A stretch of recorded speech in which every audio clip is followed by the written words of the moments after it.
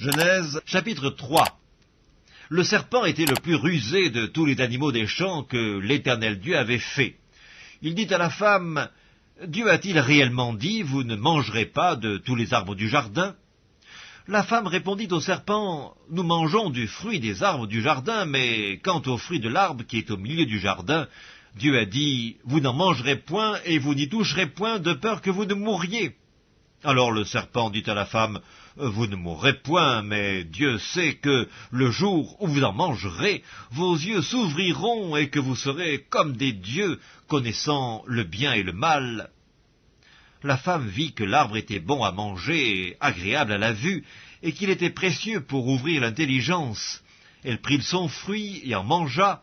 Elle en donna aussi à son mari, qui était auprès d'elle, et il en mangea. Les yeux de l'un et de l'autre s'ouvrirent, ils connurent qu'ils étaient nus, et ayant cousu des feuilles de figuier, ils s'en firent des ceintures. Alors ils entendirent la voix de l'Éternel Dieu qui parcourait le jardin vers le soir, et l'homme et sa femme se cachèrent loin de la face de l'Éternel Dieu, au milieu des arbres du jardin. Mais l'Éternel Dieu appela l'homme et lui dit, « Où es-tu » Il répondit, « J'ai entendu ta voix dans le jardin, et j'ai eu peur parce que je suis nu, et je me suis caché. » Et l'Éternel Dieu dit, « Qui t'a appris que tu es nu? Est-ce que tu as mangé de l'arbre dont je t'avais défendu de manger ?»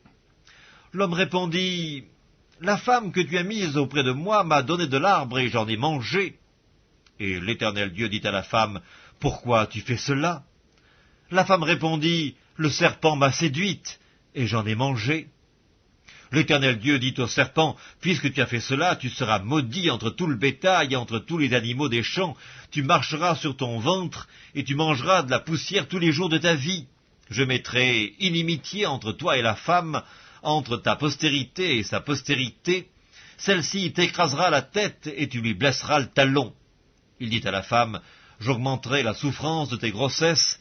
Tu enfanteras avec douleur, et tes désirs se porteront vers ton mari, mais il dominera sur toi. » Il dit à l'homme, « Puisque tu as écouté la voix de ta femme, et que tu as mangé de l'arbre au sujet duquel je t'avais donné cet ordre, tu n'en mangeras point, le sol sera maudit à cause de toi.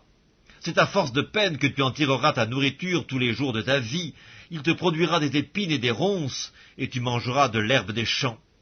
C'est à la sueur de ton visage que tu mangeras du pain jusqu'à ce que tu retournes dans la terre d'où tu as été pris, car tu es poussière, et tu retourneras dans la poussière. » Adam donna à sa femme le nom d'Ève, car elle a été la mère de tous les vivants. L'Éternel Dieu fit à Adam et à sa femme des habits de peau, et il les en revêtit.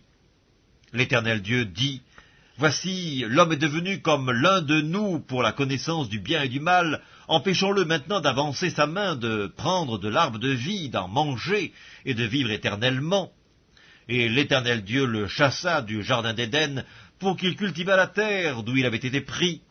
C'est ainsi qu'il chassa Adam, et il mit à l'orient du jardin d'Éden les chérubins qui agitent une épée flamboyante pour garder le chemin de l'arbre de vie.